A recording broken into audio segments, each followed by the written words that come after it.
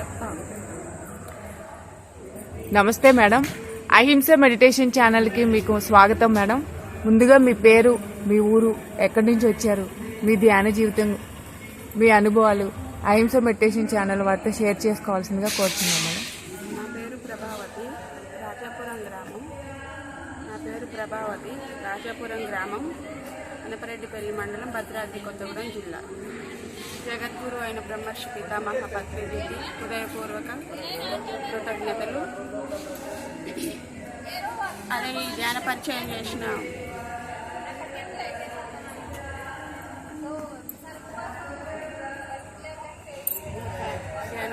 చేసిన నా తోడబుట్టిన అన్నయ్యకు హృదయపూర్వక కృతజ్ఞతలు. ఆయన వల్ల నేను ఈరోజు ఈ వశిష్ఠ గౌతమికి వచ్చి ఇలా డేర్గా మాట్లాడడం, చాలా పిరికితనం, భయం, అనారోగ్యం మామూలు కాదు.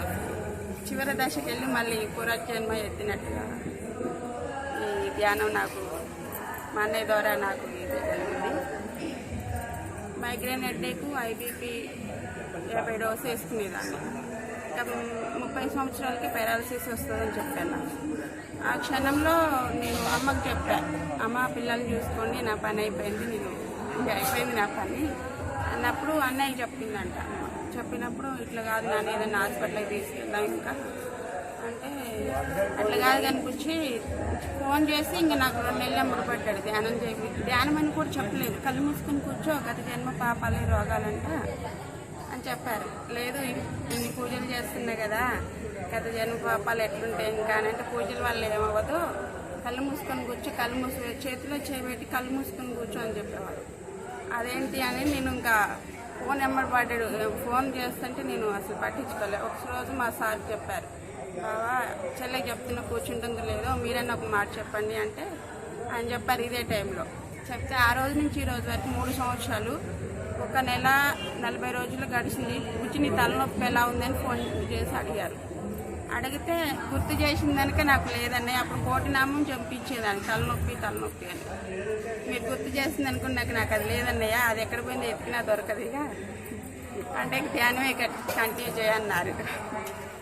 ఆ రోజు నుంచి ఈ రోజు వరకు పూర్తిగా నా కుటుంబం శాకాహారం, ధ్యాన ప్రచారం, ఇంకా మంచి మాట్లాడడం, మంచి చెప్పడం, మంచి వినడం, మంచి చూడడం, ఇంకా రెండోది ఏం లేదు.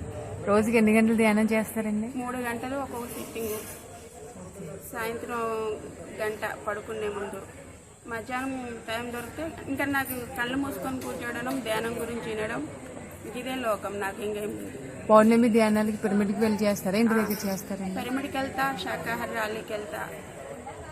నా గ్రామంలో నేను మొత్తం నాకు ఎవరు కలిసిన వాళ్ళకి ధ్యానం గురించి చెప్తా. మీరేం చీర కొన్నారు, ఏం చేసుకుంటారు, అది అలాగే ఇక నేను ధ్యానం చేయండి. ఒక హాస్పిటల్లో మెడిసిన్ తీసుకున్న మెడికల్ షాప్లో వీళ్ళు 5 నిమిషాలు కళ్ళు మూసుకొని కూర్చుంటూ బాగు, ఈ మాత్రలు ఏమిటి, ఈ టాబ్లెట్లు ఏమిటి పాడే అజ్ఞానంలో ఉంటున్నారు, ఇంకా అనారోగ్యం తెచ్చుకుంటున్నారు అని చెప్పాలనే తపన నాలో నుంచి వస్తుంది. చెప్పేస్తా ఒక్కొక్కరికి.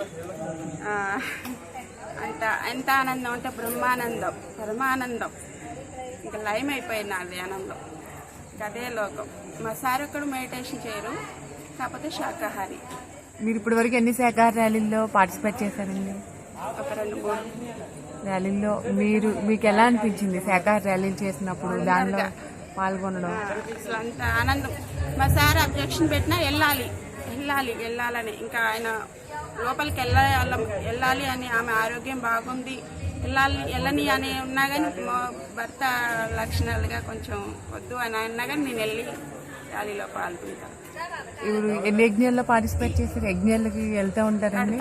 ధ్యాన మహాయజ్ఞాలకి కట్టాలు 3 సార్లు, ఇక్కడికి వశిష్ఠ గౌతమికి 3 సార్లు, సత్తుపల్లిలో పిరమిడ్ ఉంది, వారం వెళ్తా, నెలకు 2 వారాలు 3 వారాలు వెళ్తా. ఈ వశిష్ఠ గౌతమి పిరమిడ్ లో మీకు ఎలా అనిపిస్తుందండి? చాలా బాగా అనిపించింది. ఇక్కడికి రావాలనే తపనే. అంటే ఫుడ్ కానీ, ఇక్కడ అకామిడేషన్ కానీ, చక్కగా ధ్యానం కానీ.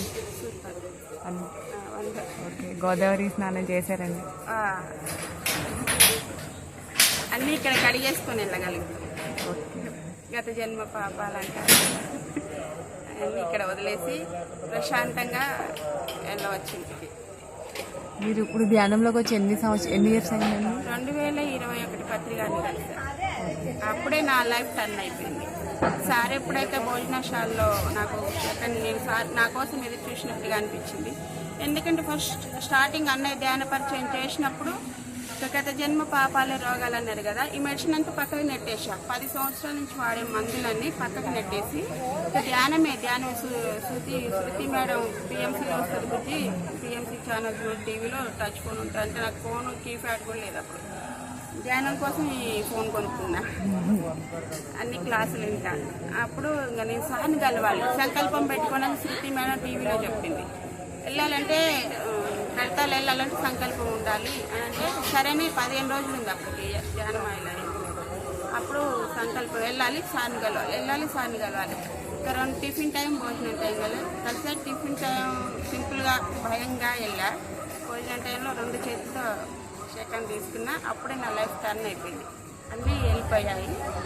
3 సంవత్సరాల నుంచి కూడా 50 డోసు 30 సంవత్సరాల వాళ్ళు వాడకూడదండి బీపీ టాబ్లెట్. నేను పక్కన నెట్టేసి 10 సంవత్సరాల వాడిని కూడా పక్కన నెట్టేసి 3 సంవత్సరాలది నో మెడిసిన్ నో డాక్టర్. చలి జ్వరం వచ్చినా ఒకవేళ పని ఒత్తిడి వల్ల చలి జ్వరం వచ్చినా కానీ నేను గంట ధ్యానం చేసి తగ్గించుకుని కానీ డాక్టర్ దగ్గరికి వెళ్ళాను. 1 సంవత్సరం బీపీ చెకప్కి వెళ్ళా, 2 సంవత్సరాలు అయింది వెళ్ళక.